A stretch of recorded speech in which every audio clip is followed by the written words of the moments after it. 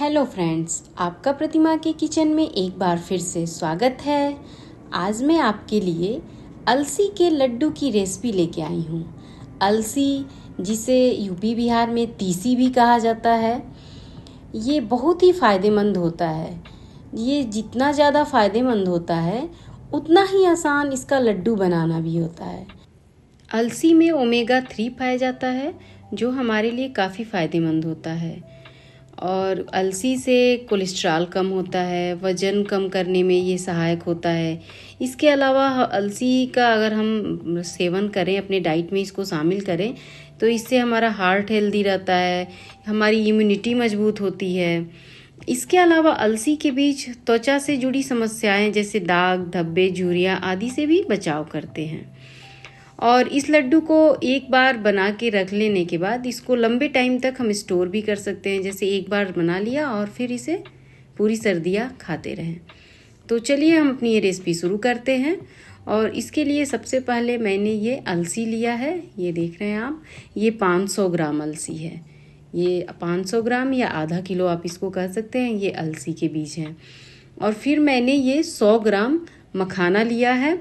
मखाना भी कैल्शियम काफ़ी इसमें पाया जाता है, मखाने में भी।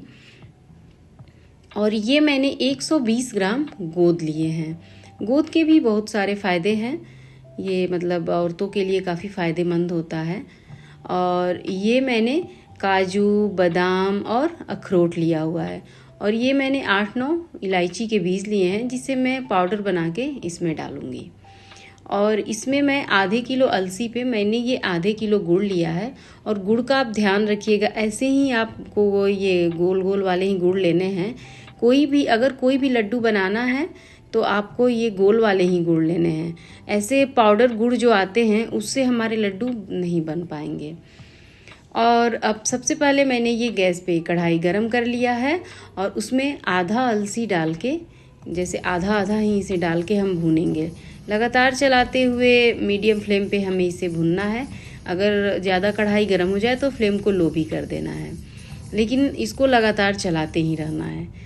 लगभग 6 से 7 मिनट में अलसी से अपने ही एक तड़कने की आवाज़ें आने लगेगी, जिससे ये हो जाता है कि अलसी अच्छे से इसमें भुन चुका है। अभी आप देखिएगा, ये 5 मिनट हो गया है मुझे चलाते हुए। और फिर इसके बाद इसमें से अब आवाज़ें आने लगी हैं थोड़ी थोड़ी, ये आप देख रहे हैं। इसमें से आप सुनिए आवाज़ें कैसे इसमें से आ रही हैं। ये अलसी हमारा अच्छे से रोस्ट हो गया है। और ये देखिए, मैंने दोनों जो एक बार रोस्ट करके निकाला, फिर दोबारा अलसी जो बचा हुआ था उसे भी रोस्ट कर लिया। इस तरह से मैंने सारे अलसी को अच्छे से रोस्ट कर लिया है। अब बारी है मखाने की। बिना घी डाले हमें मखाने को भी ऐसे ही लो फ्लेम पे लगातार चलाते हुए इसे भी भून लेना है।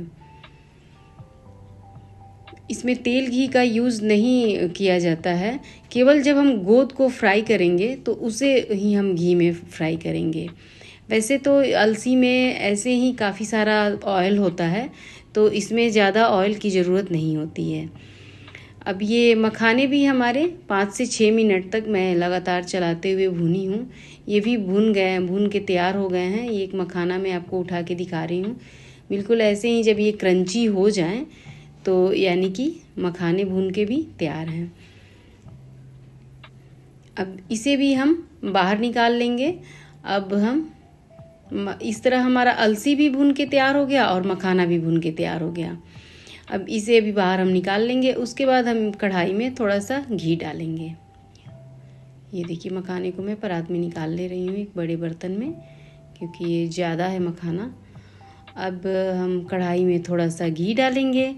उसके बाद हम इसमें जो हमारे ये काजू, बादाम और ये अखरोट हैं, इन्हें हम 1 से 2 मिनट तक इसमें ऐसे चला लेंगे, ताकि जो भी हल्का फुल्का इनमें मॉइस्चर रहता है वो निकल जाए और थोड़ा इनका स्वाद क्रंची हो जाए।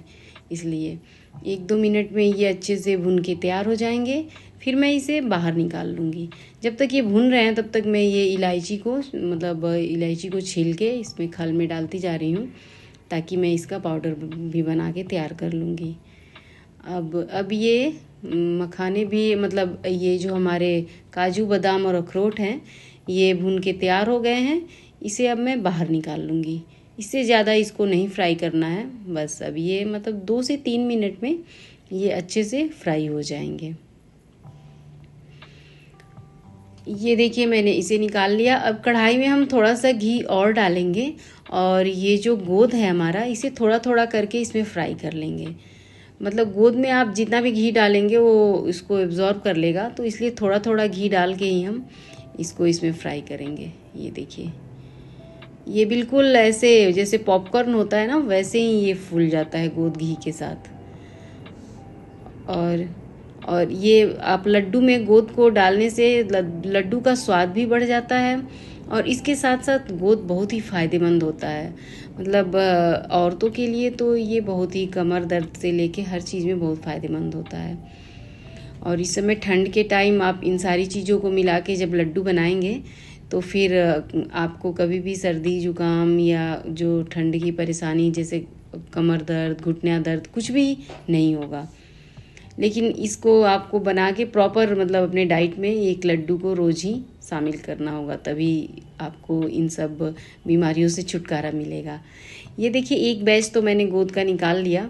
इसी तरह मैं थोड़ा थोड़ा घी डाल डाल के गोद को भी फ्राई कर लूँगी। सारे गोद को हम लोग फ्राई कर लेंगे। उधर हमारा अलसी भी अब ठंडा हो गया है। अब ये देखिए गोद फ्राई करके मैंने रख दिया, मखाना फ्राई हो गया और अलसी भी तो रोस्ट ही है। अब ये जो अलसी है ये ठंडा हो गया है।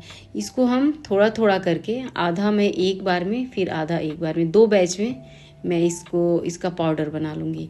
पाउडर बनाने में ध्यान देना है कि थोड़ा सा रुक रुक के मिक्सी को चलाना है। जैसे थोड़ी देर चलाया फिर रुक गया, उसके बाद तो चम्मच से इसको मिला लिया, खोल के मिक्सी को फिर चला लिया।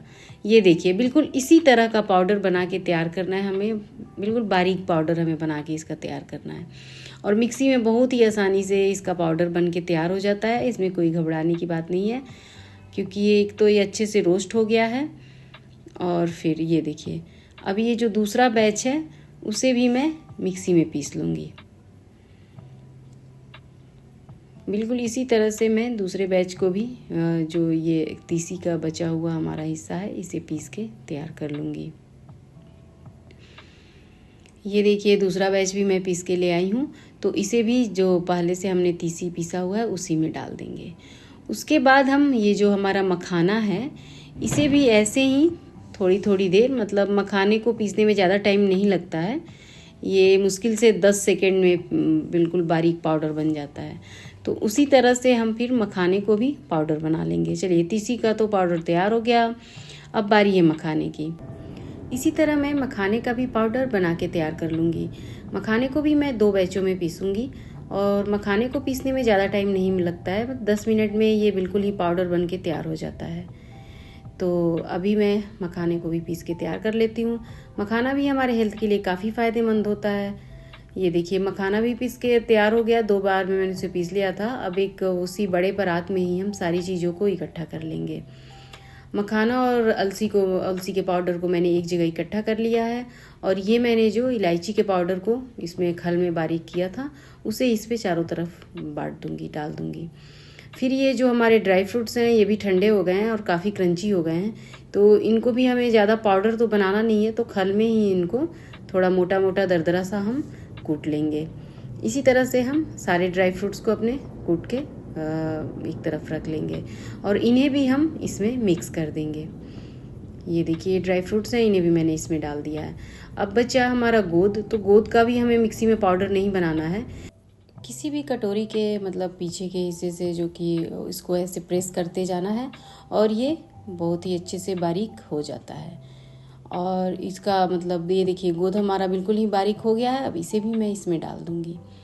अब इन सारी चीज़ों को हम अच्छे से मिक्स करेंगे। ये ड्राई फ्रूट्स और गोद का बहुत ही अच्छा ये लड्डू में टेस्ट आता है, क्रंची क्रंची सा हमारा लड्डू बन के तैयार होता है और ये काफ़ी फ़ायदेमंद भी है। अब इस तरह से मैं सारी चीज़ों को, ताकि ये अच्छे से मिल जाए, क्योंकि इसके बाद हमें इसमें गुड़ का वो पाक बना के डालना है, तो पहले हम सारी चीज़ों को अच्छे से मिक्स कर लेंगे, उसके बाद ही हम इसमें गुड़ को डालेंगे। ये देखिए मैं इसको अच्छे से मिक्स कर ले रही हूँ। उसके बाद हम गुड़ का पाक बनाना स्टार्ट करेंगे। ये हमारा मिल के बिल्कुल तैयार हो गया है। ये देखिए कितना फटाफट हम लड्डू का काम होते जा रहा है, मतलब बहुत ही आसानी से। मैं अब थोड़ा सा हाथों को लगा के मैं इसको मिक्स कर ले रही हूँ, ये बन के तैयार हो जाएगा। अब इधर कढ़ाई पे मैंने ये गैस पे कढ़ाई गरम कर लिया। इसमें थोड़ा सा मैं पानी डालूँगी, आधा कप।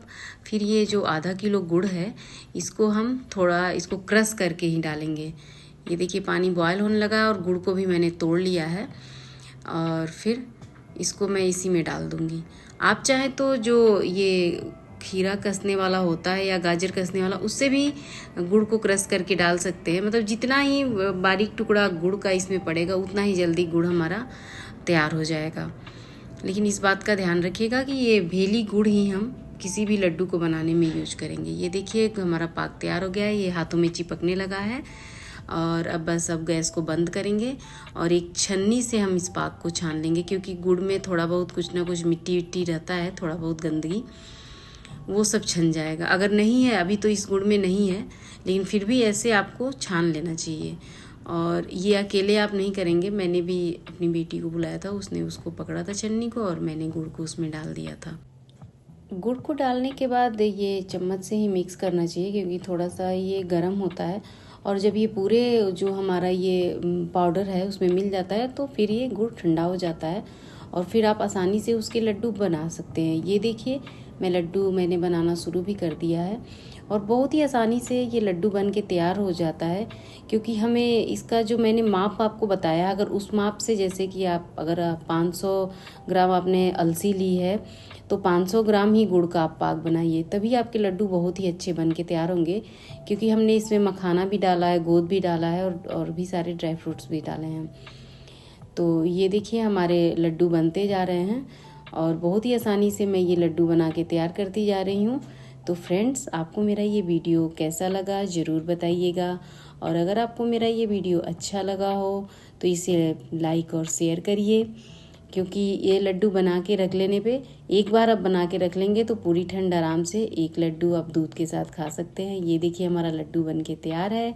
और अब तक आपने मेरे चैनल को सब्सक्राइब नहीं किया है तो प्लीज़ इसे सब्सक्राइब भी कर दीजिए। मिलती हूँ ऐसे ही वीडियो के साथ, तब तक के लिए थैंक यू।